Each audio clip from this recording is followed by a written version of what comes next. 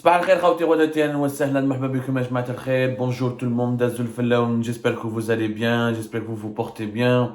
L'actualité vient de confirmer ainsi un événement important qui vient de se produire. Rappelez-vous de ce que nous vous avions révélé récemment concernant le ministre des Affaires étrangères, Ramtan Lamamra. Je vais vous donner la date de la dernière émission. Rappelez-vous, Ejma'a, nous avions annoncé que Ramtan Lamamra, le 3 mars dernier, sera bientôt limogé pour être remplacé par son secrétaire général Ammar Belani. Ramtan Lamamra a disparu officiellement des radars. Il n'est plus associé par l'État, par le gouvernement, par la présidence algérienne. Il n'est plus associé aux événements diplomatiques les plus importants pour le pays. La preuve, hier soir, là aujourd'hui même, j'ai l'impression, aujourd'hui même, Ejma'a, le haut représentant, non, depuis hier, le 12 mars dernier, depuis hier le 12 mars, aujourd'hui nous sommes le 13 mars, le haut représentant de l'Union européenne pour les affaires étrangères et vice-président de la Commission européenne, monsieur Josep Borrell, est arrivé à Alger donc le dimanche 12 mars et pendant une visite de 2 jours, durant laquelle il doit rencontrer les dirigeants algériens, à leur tête le président Abdelmadjid Tebboune. Il devra donc rencontrer Abdelmadjid Tebboune normalement aujourd'hui au cours de la journée. Et aucune rencontre n'a été programmée avec le ministre des Affaires étrangères, Ramtan Lamamra. Et Ramtan Lamamra a été totalement absent lors de la venue de Joseph Borrell. Joseph Borrell n'a pas croisé Ramtan Lamamra, ne l'a pas rencontré, ne lui a pas parlé, il n'a eu aucun contact avec lui. Et il a eu affaire uniquement au secrétaire général du ministère des Affaires étrangères, le fameux Ammar Belani, qui normalement devra être promu ministre des Affaires étrangères dans les heures à venir. On parle d'un remaniement gouvernemental ces jours-ci, ou là dans les heures à venir, je ne sais pas, je ne crois pas, mais il y aura en tout cas un important remaniement ministériel et gouvernemental dans les jours à venir, ça c'est sûr. L'absence ou l'éviction de Ramtan Lamamra au moment lors de cette visite importante du patron, donc, du chef de la diplomatie de l'Union européenne, est un signal fort qui indique qu'Abdelmadjid Tebboune reprend donc le pouvoir en main et qu'il écarte lui-même Ramtan Lamamra, qui n'est pas associé, qui n'est pas un membre de son clan, qui ne relève pas, qui n'a jamais été un ami pour lui, qui n'a jamais été un allié pour lui, qui au contraire, nous l'avons révélé depuis 2021 via Algérie Part et depuis durant toute l'année 2022, Ramtan Lamamra a toujours fait de l'ombre à Abdelmadjid Tebboune. Abdelmadjid Tebboune et son entourage ont toujours exprimé une certaine méfiance excessif à l'égard ou à l'encontre de Ramtan Lamamra, parce que Ramtan Lamamra est soupçonné de nourrir des ambitions présidentielles, des ambitions politiques. Il est soupçonné même de pouvoir être soutenu lors des prochaines élections de 2024. Et il y a de fortes probabilités, possibilités qu'un clan ou qu'un certain groupe bien introduit au sein de l'armée ou d'un groupe d'anciens officiers militaires et d'anciens officiers de renseignement puisse organiser ou offrir à Ramtan Lamamra des soutiens logistiques et politiques pour lui permettre de briguer l'élection présidentielle de 2024. Cette théorie a circulé fortement en 2022 et Abdelmadjid Tebboune redoute énormément ce scénario de voir un cadre du système, il y a un cadre du régime, quelqu'un qui bénéficie d'une grande visibilité qui est Ramtan Lamamra, qui bénéficie d'un agenda, qui a un carnet d'adresse très impressionnant et qui a donc de nombreuses relations à l'échelle internationale, notamment avec les hauts représentants de puissance mondiale qui m'a la Russie, les États-Unis d'Amérique et la France. Ramtan Lamamra a des rapports plus apaisés que Tebboune avec la France. Ramtan Lamamra a des relations beaucoup plus cordiales, amicales avec de nombreux dirigeants de l'Union européenne. Il a de meilleurs contacts avec l'administration de Washington et il a plusieurs connaissances au niveau du Kremlin en Russie et même avec la Chine. Lamamra maîtrise davantage les relations avec la Chine qu'Abdelmadjid Tebboune. Abdelmadjid Tebboune donc a décidé de zigouiller, entre guillemets, de dégommer Ramtan Lamamra à une année de l'élection présidentielle 2024, ce qui veut dire tout simplement que Abdelmadjid Tebboune se prépare officiellement à briguer son deuxième mandat et qui veut écarter toutes les grosses pointures ou toutes les personnalités qui peuvent le déranger dans sa conquête de ce deuxième mandat qui lui tient à cœur. Seront donc toutes les personnalités qui pourront le déranger seront donc neutralisées, mises à l'écart, marginalisées. Alors, C'est un processus, la mise à l'écart de Ramtan Amamara, c'est un processus qui a commencé beaucoup plus tôt. On en a parlé via Algérie par dès le début de ce mois de mars. Toutes les dernières activités protocolaires du ministère des Affaires étrangères ont été assurées par Ammar al-Belani, l'homme fort du clan présidentiel, l'homme que l'entourage d'Abdelmajid Tebboune veut placer à la tête du ministère des Affaires étrangères. Tout n'est pas encore tranché définitivement. On nous parle de plusieurs pressions qui seraient exercées par l'état-major de l'AMP et certains cercles militaires pour sauver la tête de Ramtan Amamara, mais ce n'est pas gagné. Abdelmajid Tebboune est déterminé cette fois-ci. Il ne veut plus de Ramtan Amamara à une année des élections présidentielles, comme on l'a expliqué. Alors, lors de la rencontre de Josep Borrell, le haut représentant de l'Union européenne pour les affaires étrangères et la politique de sécurité, lorsqu'il a rencontré Ayman Ben Abdelrahman, le Premier ministre, en attendant sa rencontre, et aujourd'hui, la rencontre avec le Premier ministre Ayman Ben Abdelrahman, c'était hier, le 12 mars 2023. Josep Borrell a été accompagné dans cette visite par le secrétaire général du ministère des Affaires étrangères, Ammar Belani, et M. Ramtan Amamara a brillé par son absence. هذه أولاً هذه الأولى. Toutes les autres activités du ministère des Affaires étrangères ont été assurées par Ammar Belani. L'ambassadeur des Pays-Bas a été reçu au ministère des Affaires étrangères le 9 mars 2023 par Ammar Belani. L'ambassadeur de Chine en Algérie a été reçu au siège du ministère des Affaires étrangères par Ammar Belani.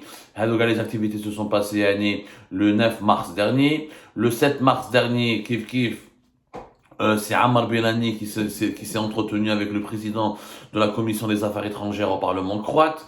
Le 26 février dernier, c'est toujours Ammar Belani qui a reçu le vice-ministre de la Défense chargé des forces armées britanniques.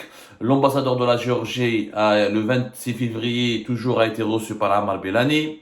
L'ambassadeur de la Russie, le 27 février 2023, a été reçu aussi par Ammar Belani. La dernière activité officielle de Ramtan Amamara remonte au 21 février 2023 lorsque Ramtan Amamara a reçu le secrétaire d'État aux affaires politiques au ministère croate des Affaires étrangères.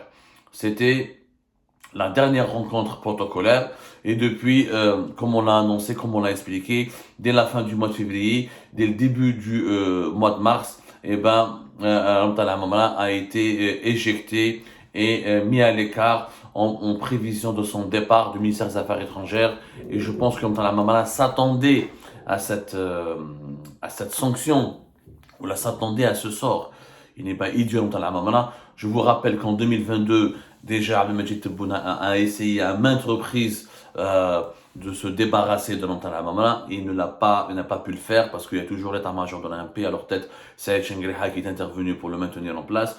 Mais cette fois-ci, en prévision des élections présidentielles 2024, Abdelmajid Tebboune ne pourra pas et ne veut pas apparemment faire marche arrière, et je ne crois pas que Chengriha pourra sauver la tête de l'Amamara, sauf s'il y a eu des négociations entre les deux pôles du pouvoir algérien qui pourront aboutir à un accord dont on aura les contours dans les prochaines heures. Il est possible que peut-être que Chengriha rassure un petit peu Abdelmajid Tebboune en lui demandant d'épargner l'Amamara en échange d'une garantie solide que l'Amamara ne va jamais exprimer la moindre ambition politique pour les prochaines échéances des élections présidentielles. C'est possible, on va suivre ce dossier. En tout cas, ce qui est quand même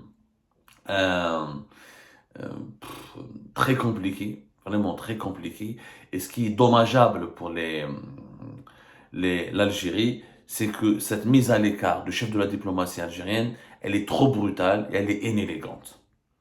Il y a un ministre qui est connu dans le monde entier, qui a un parcours, qui a incarné ces dernières années la voix de l'Algérie dans le monde. Si tu veux l'enlever, il fallait l'enlever rapidement. Et pourquoi cette tergiversation dès la fin du mois de février? Mais de là, le mettre à l'écart, il joue des délégations étrangères, il dit le chef de la diplomatie de l'Union européenne, mais si je suis le chef de la diplomatie algérienne, où il chauffe à sa place un secrétaire général qui n'est pas encore officiellement promu ministre des Affaires étrangères, et alors que toutes les rumeurs et les informations concordantes l'annoncent comme le futur nouveau chef de la diplomatie algérienne, il y a une confusion, et une situation de confusion qui relève de l'anarchie. Fawda, on peut pas, si on ne veut pas d'un ministre, on n'a qu'à l'enlever. On n'a qu'à l'enlever, même Tebboune ne veut pas de l'Amamara, il faut qu'il l'enlève, mais laisser des zones d'ombre. Essayer c'est des situations de confusion, où on ne sait pas qui dirige, est-ce qu'il va partir ou il ne va pas partir. Et on voit qu'il y a deux ministres, Il y a deux ministres de la diplomatie algérienne. Le ministre des Affaires étrangères, il y a deux ministres. Il y a Ramtan Lamamra, il y a Ramtan Lamamra, ou il y a l'autre Ammar Benali. C'est pas normal. La situation, c'est pas normal. Ça prouve que l'État algérien est divisé. L'un, il est proche du président, l'autre, il est proche de l'état-major de l'ANP. Ça veut dire que l'État algérien n'est pas homogène. Et ça, c'est pas crédible pour un pays. Les puissances mondiales, les délégations étrangères, ils vont vite, rapidement comprendre, ben, ce pays, il y a un problème, il y a quelque chose qui tourne par an. Avec qui on va parler? Qui détient réellement le pouvoir? Qui détient réellement le pouvoir? Est-ce qu'on peut parler avec le... Est-ce que c'est l'armée? Est-ce que c'est le président? Si le président ne voulait pas de Ramtan Lamamra, qu'il l'enlève. Qu'il enlève. Je voulais juste corriger une information. La dernière activité protocolaire de la Mamara, c'était le 26 février, pas le 21 février, lorsqu'il a été à la présidence en compagnie d'une délégation de représentants de mouvements politiques au Mali. Et Abdelmajid Tebboune a rencontré ses représentants, ses dirigeants maliens, en présence de la Mamara et de son directeur du cabinet de la présidence de la République, le directeur du cabinet de la présidence de la République, qui est Abdelaziz Khelef. C'était la dernière activité protocolaire, c'était pas le 23 ou le 21 février comme je l'ai rapporté, avec un haut responsable des affaires étrangères de la Croatie. Donc, depuis le 26 février, la Mamra, il est éliminé. Il ne reçoit pas les ambassadeurs étrangers, il ne participe pas aux activités protocolaires des ministères des Affaires étrangères, il n'est pas associé à l'accueil des dignitaires du chef de la diplomatie de l'Union européenne. C'est une disgrâce pour la Mamra. Si j'étais à la place de la Mamra, je démissionnerais pour sauver mon honneur. À un moment donné, il faut se soucier de son honneur et se soucier de sa dignité. Le président ne veut pas de moi, je démissionne. Mais la situation un ministère avec deux têtes, deux ministres dans un seul ministère, c'est dommageable pour la crédibilité de l'État. Imma Ammar Benali devient ministre de facto, la Mamara au revoir, Imma on réhabilite la Mamara et on lui donne carte blanche comme avant, et on le laisse travailler, on arrête de lui mettre des bâtons dans les roues. Imma on voit quel est le problème avec la Mamara ou le Tebboune, que ce malentendu soit définitivement levé, et que un État a besoin d'homogénéité, a besoin d'une cohérence, a besoin d'une cohésion. L'absence d'homogénéité, de cohésion, de cohérence au plus haut sommet d'un État, c'est un signe de déclin, c'est un signe de division, c'est un signe de tension. Ça veut dire que dans ce pays, il peut y avoir des problèmes internes. Dans un pays où il peut y avoir des problèmes internes, cela signifie qu'il peut y avoir une crise d'instabilité politique ou une crise d'insécurité. C'est très inquiétant pour un pays. Qu'il y ait un seul pôle qui décide, le président, le diplomate ou le ministre, il dit bye bye. Tu vas l'écarter, tu vas le marginaliser, tu lances des rumeurs, tu demandes à son secrétaire général de prendre le pouvoir, de prendre le dessus, et tu demandes à son secrétaire général de se rebeller contre lui, de ne plus le tenir au courant de certains dossiers, de traiter directement avec la présidence.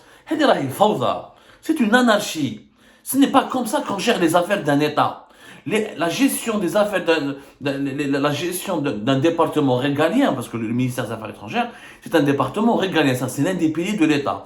Il nécessite de la rigueur, de l'engagement, de la rationalité et du bon sens.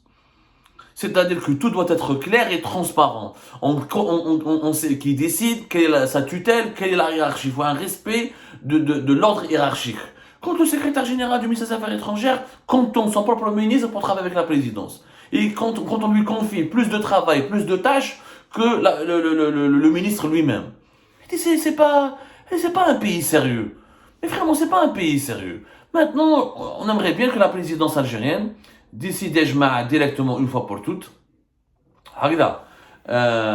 Si la Mamara est annoncée sur le départ, il faut acter ce départ définitivement et revenir vers un fonctionnement harmonieux de l'État. S'il y a des hésitations et on ne peut pas annoncer son départ, qu'on le laisse travailler le plus normalement du monde. Il est mauvais, ce n'est pas normal pour un pays de la taille de l'Algérie, de l'importance de l'Algérie, que lorsqu'il y a des délégations étrangères, des diplomates étrangers, lorsqu'ils viennent, des représentants de grands pays, quand ils viennent dans notre pays, ils remarquent des dysfonctionnements, des incohérences et des divisions internes. Cela signifie que l'Algérie n'est pas encore stable, que celui qui dirige le pays n'a pas encore tous les pouvoirs entre ses mains. Et c'est un mauvais signal qu'on renvoie à la communauté internationale.